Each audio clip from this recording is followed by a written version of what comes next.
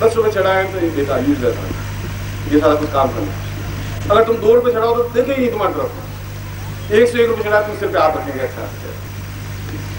और बूढ़े बड़े को तुम कह दो कि गुरु जी आप तो नहीं जानते हैं, बस मैं एक कमरा बनाना चाहता हूँ, तो अच्छा इनको अंदर उठाओ बात करेंगे।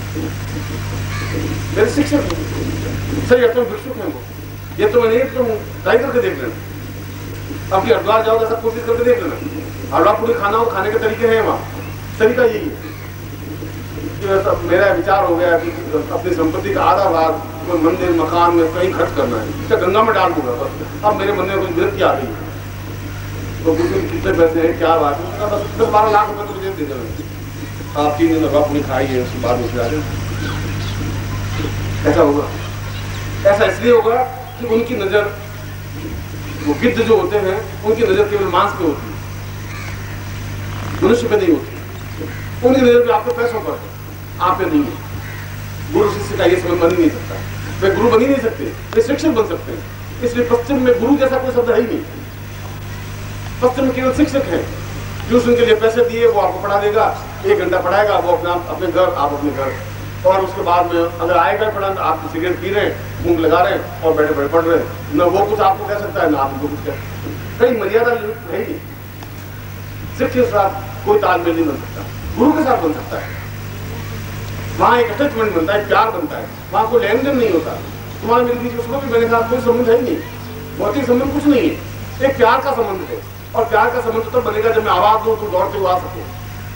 प्यार का संबंध तो बने जब तुम्हारे हृदय में तड़प हो, एक बेचैनी हो, तब एहसास हो कि कोई गुरु है, अगर इस जीव में पाल लगा देगा तो लगा देगा, तो डूब जाएगी, कोई बात नहीं, पर जीवन को चैलेंज के रूप में खड़ा कर देंगे। एक बार देख लेंगे क्या होता है। जो इतना भाव लेकर के खड़ा होता है एक बार, वह जीवन में बहुत कुछ प्राप्त कर सकता है।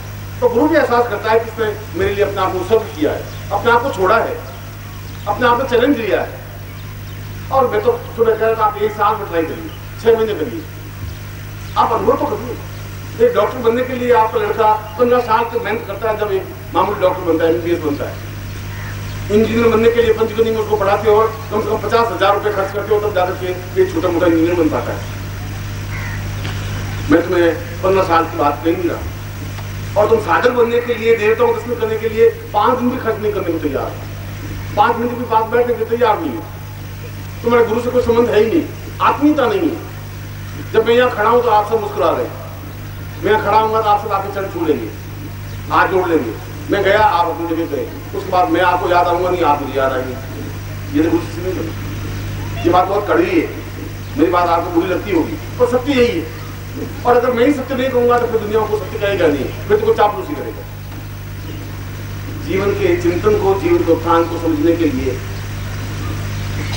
देवताओं तक, अपनी साधनाओं तक पहुंचना बहुत आवश्यक है, क्योंकि परिश्रम से धन पैदा नहीं हो सकता। अगर परिश्रम से धन पैदा होता तो मजदूर हमसे बहुत ज्यादा परिश्रम करते हैं, 10 घंटे मेहनत करते हैं, दिन भर पत्थर ढोते हैं और शाम को 20 या 30 या 40 रुपए लेकर अपने घर जाते हैं और जीवन भर गरीब बने रहते हैं। अगर मेहनत से सब कुछ प्राप्त होता तो फिर वो कर लेते। अगर तुम्हारी मेहनत से ही सब कुछ होता तो फिर सबके संतान होती, बिना संतान के कोई रहता ही नहीं। अगर परिश्रम से सब कुछ होता तो फिर जीवन में कोई अभाव, कोई परेशानी तुम्हारी रहती नहीं। अगर बुद्धि से सब कुछ होता तो तुम्हारे घर में तनाव तकलीफ होती नहीं। इसका मतलब इसके अलावा कोई ऐसी चीज है जिसके माध्यम से जीवन की समस्याएं सुलझाई जा सकती है, और वह चीज है देवताओं का आशीर्वाद, कृपा प्राप्त होना। मैं देवताओं से तुम्हारा परिचय है ही नहीं, तुमने देवताओं को देखा नहीं, एक चित्र के माध्यम से देखा है। और चित्र अपने आप में कुछ सत्य हो ऐसा जरूर नहीं है। मैं आपको बिल्कुल काली और बदसूरत सी लड़की का फोटो ला के दिखाऊं और दिखने में अप्सरा की तरह दिखाई देगी, बहुत सुंदर। और फोटो तो फोटो है, फोटो में तो बिल्कुल उसमें काला को गोला पीला आएगा कि नहीं, आप नहीं, बहुत सुंदर है। उसको सामने खड़ा कर दे तो बिल्कुल डैश की तरह सामने खड़ी हो जाए। अब है फोटो से आप कंफर्म नहीं हो पाएंगे कि वास्तव में जो मैं देखा है वह यही है। अचानक कुछ एकदम आके खड़ी हो जाता, पहचान नहीं है, नहीं ये चित्र में तो कुछ और देखा था, कुछ और। क्योंकि आपके माइंड में कंसेप्ट है, बस भुजा होनी चाहिए, तीर होने चाहिए, तलवार होनी चाहिए, खड्ग होना चाहिए और शेर की सवारी होनी चाहिए, बस। अगर ऐसा है तो देवी है, अगर ऐसा नहीं है देवी है ही नहीं। यदि कोई भगवे कपड़े पहने हुए हैं, बड़ा मोटा ताजा भैंसा की तरह आदमी है और लंबी लंबी जटा है, वो गुरु जी है, वे पक्के गुरु। अगर को दुबला पतला धोती कुर्ता, ये गुरुजी हो ही नहीं सकती, ऐसा कुछ नहीं। और भूले चूके अगर वो पैंट पहन, अगर मैं पैंट पहन के आ जाऊँ, गुरुजी ये कैसे गुरुजी, ये गुरुजी नहीं। अगर मेरा ज्ञान वही है, मेरी चेतना वही है, सुबह तो तुम्हारा गुरु था, आज पैंट पहन नहीं सब, आप गुरु नहीं बन सकते, आप गुरु नहीं। तुम्हारे मन का कंसेप्ट कितना कमजोर है, आपको कल्पना कर ली। बस एक आधे घंटे पहले मैं बहुत गुरु जी था, आप मेरे चरण छू रहे थे, 5 रुपए बैंड चढ़ा रहे थे, हाथ जोड़ रहे थे, पैरों पड़ रहे थे, वो सब सही था। और मैं अंदर गया, पैंट पहन के बाहर आ गया, और आप ये बिगड़ा हुआ, ये गुरु जी नहीं, ये बिगड़ गए। अरे कहाँ से बिगड़ गए? ज्ञान सुनने में प्रोत्साहन दे रहा था, वही ज्ञान मेरे पास है, ज्ञान में तो कमी आई नहीं, मेरी चेतना कमी आई, कैसे बिगड़ गया? गुरु जी ऐसा थोड़ी, आपका मन का कंसेप्ट है। और मैं तुम्हारे लिए बहुत अच्छा गुरु जी नहीं बन सकता अगर मैं बहुत भैंसे की तरह मोटा ताजा होता है, पड़ा रहता हूँ, आम ऊंची उठाए हुए, और एक भगवे कपड़े पहन लेता, जितना बड़ा देता, तो आप गुरु जी बहुत बड़े, बहुत महान, कंसेप्ट तुम्हारा गड़बड़। इसीलिए मैं सुबह कहा था कि तुम्हारे ये चर्म चक्षु कुछ नहीं देख पाएंगे, इसके लिए आत्म चक्षु की जरूरत है, दिव्य चक्षु की जरूरत है। अब उन देवताओं को पहचानने की जब तुम्हारे पास क्षमता नहीं है, नहीं पहचान पा रहे हो, तो तुम्हारे और देवता के बीच में एक चीज होनी चाहिए जो तुमसे भी परिचित हो, जो देवताओं से भी परिचित हो, और उसको गुरु कहते हैं। वो तुम दोनों को जानता है, इसलिए वो तुमसे परिचय करवा सकता है कि ये जगदम्बा है, ये देवता है। उनको भी परिचय करवा सकता है कि ये बिल्कुल निमंत्रम नो यंत्रम तदपि जनजाते सुविभव, इनके पास मंत्र तंत्र योग दर्शन मीमांसा ज्ञान पूजा पद्धति नहीं है, मगर दिल है इनके पास, है ये शिष्य है, ये आपकी जानती है, ये आपको पूरी तरह से भक्ति भाव से प्रदान करता है, ये आपको एहसास करवाता है, दोनों को परिचय करवा सकता है। इसलिए गुरु की जरूरत है। मगर अगर तुम्हारा गुरु के साथ लिंक नहीं है तो फिर वहां लिंक नहीं बन सकता। और गुरु के साथ लिंक बनने के लिए गुरु मंत्र की निदान आवश्यकता है, गुरु साहचर्य की आवश्यकता है, हर क्षण गुरु के पास होने की आवश्यकता है। दो ही तरीके से हो सकते हैं, जब भी कोई शिविर लगे या जब भी कोई फंक्शन हो, जब भी कोई स्थिति हो, हम गुरु के पास जाए, फिर गणित नहीं करें, फिर कोई हिसाब किताब नहीं करें। वहां आने के बाद गुरु जी को 5 नंबर दीजिए। अब गुरु जी मांगने के गुरु जी है ही नहीं, तो गुरु जी के पास जाइए तो सही, वो तो रेलवे में देने पड़ेंगे, दीजिए आप, महीने 2 महीने एक बार जाइए, और उसके बाद उन्होंने जो मंत्र दिया उस मंत्र के माध्यम से आप उनका संबंध बनाइए। मंत्र अपने आप में टेलीफोन, एक संचार माध्यम, आप मंत्र जाप करें, आपको अपने आप एहसास होगा, अपने आप दिखाई देगा। आप महीने भर करके देखें शुद्ध मन से, शुद्ध हृदय से, एकदम से ऐसा लगे जैसे गुरु जी बैठे हुए हैं, जो तो गया नहीं, ऐसा ऐसा ही ऑफिस होना चाहिए, ऐसा कमरा होना चाहिए, गुरु जी बैठे होंगे, ऐसा मुझे दिखाई दिया। ये अपने आप में अनुभूति, ये अपने आप में जीवन का चिंतन है। और तुम जीवन के उस पड़ाव पर हो, जीवन के उस क्षेत्र में हो जहाँ तुम्हें समर्थ गुरु मिला है, जहाँ तुम्हें समर्थ व्यक्तित्व मिला है।